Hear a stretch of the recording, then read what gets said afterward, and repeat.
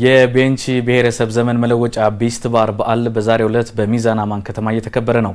የዘመን መለወጫ በዓሉ ብሔረሰቡ ባህሉን አንድነቱንና ለፈጣሪ ያለውን ምስጋና የሚያንጸባርቅበት ነው። በበዓሉ የተላለፉ መልእክቶችን ሊያደርሰን ደግሞ ባልደረባችን ኃይለ ኢየሱስ ስዩም በቀጥታ መስመራችን ላይ ይገኛል። ኃይለ ኢየሱስ እንደምን ውለሃል? ቢስት ባር ምን ይመስላል? መልእክቶችስ ጠቅለል አድርገህ ልትነግረን ትችላለህ?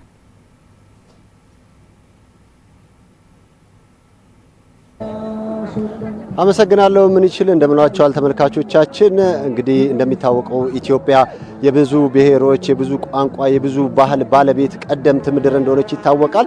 ይህንን ቀደምት ምድርነቷንና የብዙ ቋንቋና ብሔር ታሪክ ባለቤት መሆኗን ደግሞ ባለፉት ጥቂት ዓመታት ሁሉም በየአካባቢው ወደ አደባባይ እያወጣ በተለያየ ስነ ስርዓት እያከበረው እያስተዋወቀውና ለቱሪስት መስህብ መነሻ እየሆነና ለዓለም እያስተዋወቀው የመጣበት ሁኔታ እንዳለ እንመለከታለን። ከዚህ ውስጥ አንዱ የሆነው በደቡብ ምዕራብ ኢትዮጵያ ቤንች ሸኮ ዞን የሚገኘው የቤንች ብሔር ቢስት ባር ዘመን መለወጫና የምስጋና በዓልም በዛሬው ዕለት በደማቅ ስነ ስርዓት የማጠቃለያ ፕሮግራሙን ሲያከናውን ቆይቷል። በዚህ ስነ ስርዓት ላይ በርካታ የብሔሩ ተወላጆች የተለያዩ አልባሳትን ደምቀውና አሸብርቀው ሲያንጸባርቁ ነበሩ። በርካታ የንግስና ስነ ስርዓት እንዳላቸው የንግስና ተዋረድ እንዳለ ይታወቃልና በዚህ አካባቢ ላይ ያንንም በአደባባይ ለህዝብ ሲያቀርቡ ሲያስተዋውቁ ቆይተዋል።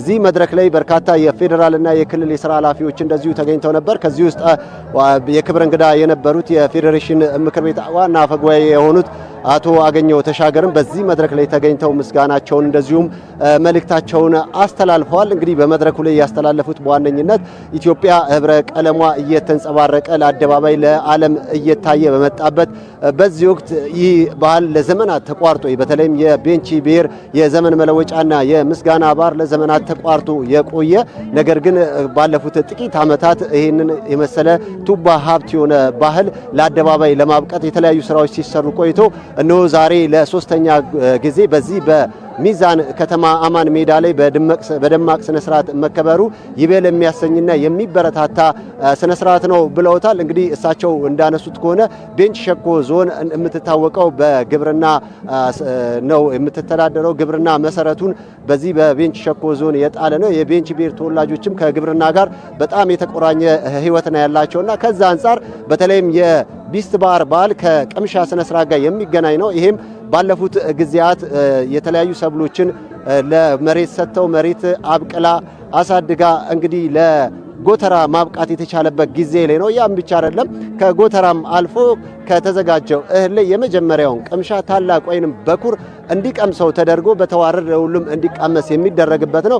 ይሄም ያለፈውን የሰጠን አምላክ ይህንን ያበረከተልን አምላክ የተመሰገነ ይሁን ሲሉ የሚያመሰግኑበት ሲሆን ለቀጣይ ደግሞ የተሻለ ይዞላቸው እንዲመጣ ተስፋ የሚያደርጉበት ፈጣሪያቸውንም የሚለምኑበት ባህል ነው ማለት ነው።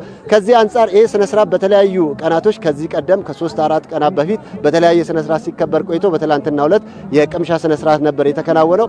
ዛሬ ደግሞ የማጠቃለያ ስነ ስርዓቱ ላይ ይሄንን ጨምሮ ሌሎች ስነ ስርዓቶችም እንዲከወኑ እድል የሰጠ ነው። ስለዚህ ይህ ስርዓት ለአደባባይ በበቃ ቁጥር የቱሪስት መስህብ እንዲሆን እንዲሁም ደግሞ በግብርናው ዘርፍ ላይ ያለው መነቃቃትና የቤተሰብ ብልጽግና እንዲጎለበት ትልቅ እድል የሚፈጥር በመሆኑ እንደ መንግስትም ለግብአትነት ተጠቅሞ ማስፋትና ማሳደግ ይገባል ሲሉ መልእክት አስተላልፈዋል። የክልሉ ርዕሰ መስተዳደር ዶክተር ኢንጂነር ነጋሶ ዋጌሾም በዚሁ መድረክ ላይ መልእክት አስተላልፈዋል። እንግዲህ በመልእክታቸው በተለይም የደቡብ ምዕራብ ኢትዮጵያ በርካታ ብሔሮች መገኛ እንደመሆኑ ሁሉም ብሔሮች የራሳቸውን ባህል ታሪክና እንደዚሁም ቋንቋቸውን እንዲያሳድጉ እንዲያበረታቱ ለዓለም እንዲያበቁ እድል እየተፈጠረ የመጣበት ወቅት ላይ በመገኘታችን ደስታችን የላቀ ነው ብለዋል። ይሄ ባህል በጣም የሚከበር ባህል ነው።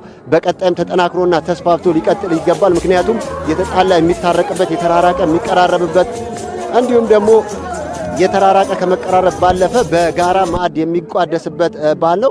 ከዚህ ባለፈ የሌሎች ብሔሮችም በዚህ መድረክ ላይ ተገኝተው የራሳቸውን ባህልና ቋንቋ ጭፈራና አልባሳት እንዲያስተዋውቁም እድል የሚፈጥር በመሆኑ ሁሉም በአንድነትና አቀራርቦ የሚያኖር ትልቅ ባህል ነውና የመደመር ፍልስፍናን በዚህ ስነ ስርዓት ላይ እያየን ስለሆነ ይሄ ይበል የሚያሰኝና የሚጠናከር ነው።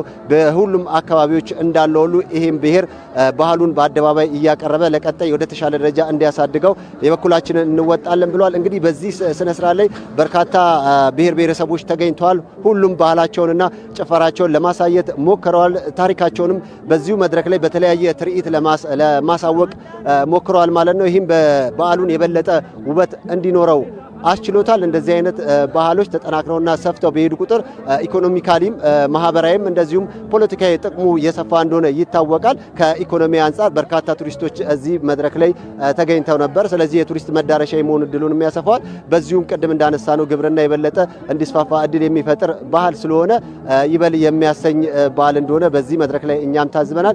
እንግዲህ አጠቃላይ የነበረው ድባብ በጣም የሚያምርና ደማቅ ነበረ። እኛም ከዚህ ያለውን በቀጥታ ለተመልካቾች ስናደርስ ነበረ። እንግዲህ ለጊዜው ያስኩትን መረጃ ይህን ይመስላል።